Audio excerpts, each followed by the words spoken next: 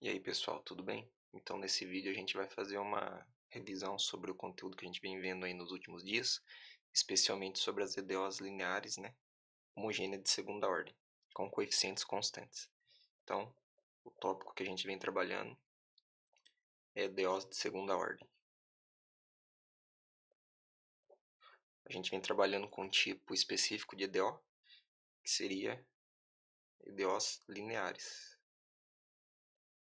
E dentro das EDOs lineares, a gente está trabalhando com EDOs de coeficientes constantes. Qual que é o formato padrão de uma EDO de segunda ordem linear com coeficientes constantes?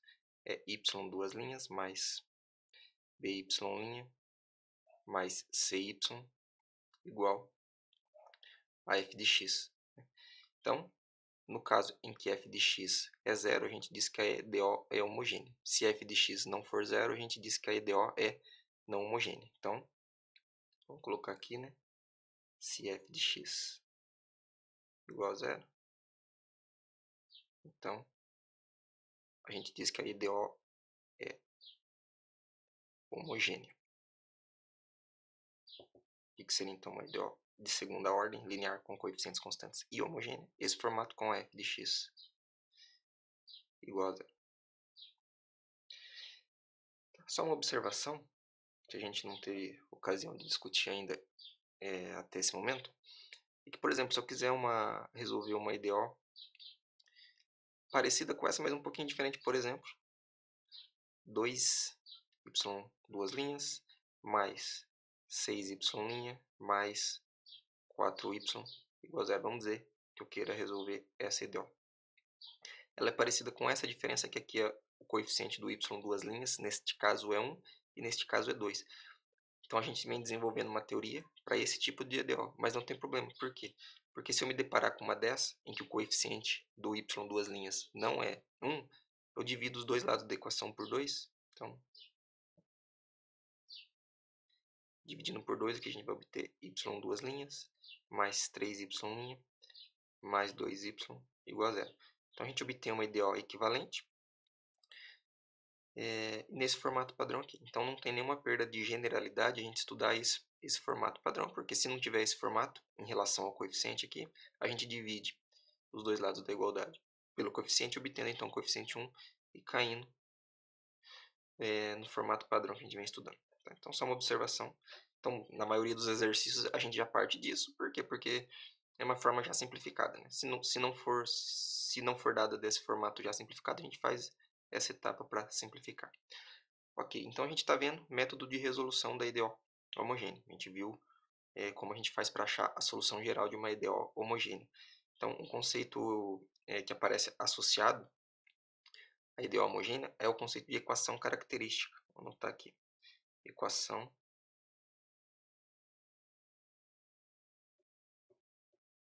característica. O que vem a ser a equação característica? É uma equação algébrica associada à EDO homogênea. Como que a gente monta essa equação algébrica? A incógnita dessa equação a gente vem chamando de R, né? Então aqui vai ficar R ao quadrado mais esse B vem como sendo o coeficiente do R e o C vem como sendo aqui o termo independente da incógnita, né? Então, observe que é como se a derivada virasse um expoente, né? Aqui é uma derivada de segunda ordem, então vira um expoente 2. Derivada de primeira ordem vira expoente 1. Derivada de ordem zero, a própria função é a derivada de ordem zero dela própria, então virou R elevado a zero. E R elevado a zero é 1, por isso não aparece a incógnita R aqui, certo? Então, dado uma EDO homogênea de segunda ordem linear com coeficientes constantes, a gente constrói a equação característica dessa forma e a gente consegue resolver essa equação característica. A equação característica é uma equação quadrática, então a gente consegue resolver usando a fórmula de Bhaskara e vamos chamar as raízes então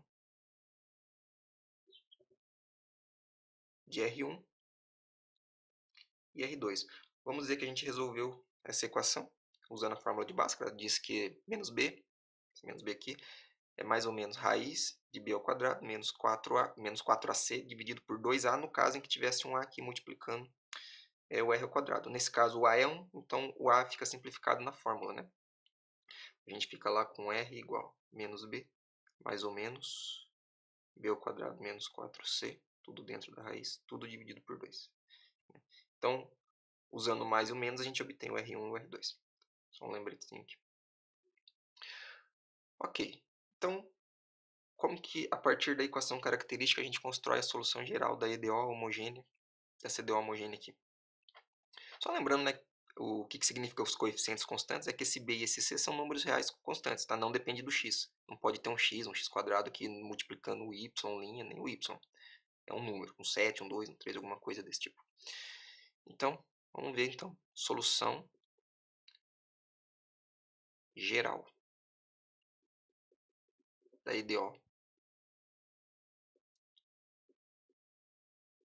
homogênea. A gente vai construir a solução geral da EDO homogênea a partir das raízes da equação característica. Então, tem 3 casos que a gente vai considerar para essas raízes. Conforme o discriminante, que é o que a gente geralmente chama de delta, esse númerozinho aqui que está dentro da raiz, ele pode ser maior que zero, menor que zero ou igual a zero. Conforme esses casos ocorram, eu vou ter 3 casos, 3 possibilidades para as raízes. Então, caso 1,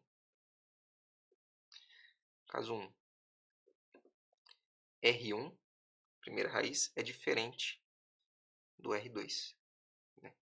Além disso, R1 e R2 pertencente ao conjunto dos números reais.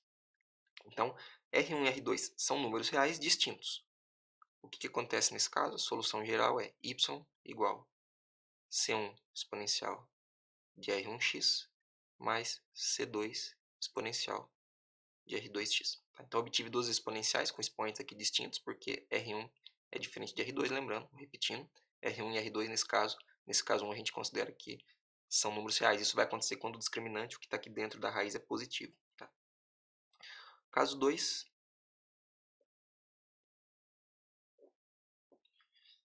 é que o R1 é igual ao R2, mas ainda nesse caso a gente continua considerando que eles são reais. Dessa vez são números reais iguais, não são distintos. Tá? Como que fica a solução geral? É parecida com essa, só que aqui os expoentes vão ser iguais porque R1 é igual a R2. Então a gente vai acrescentar um x aqui. Tá? C1 exponencial de R1x mais C2x exponencial de R2x. Ok? Aqui tanto faz usar R2 ou R1, né? Vou colocar R1. Então fica C1 exponencial de R1x mais C2x exponencial de R1x de novo.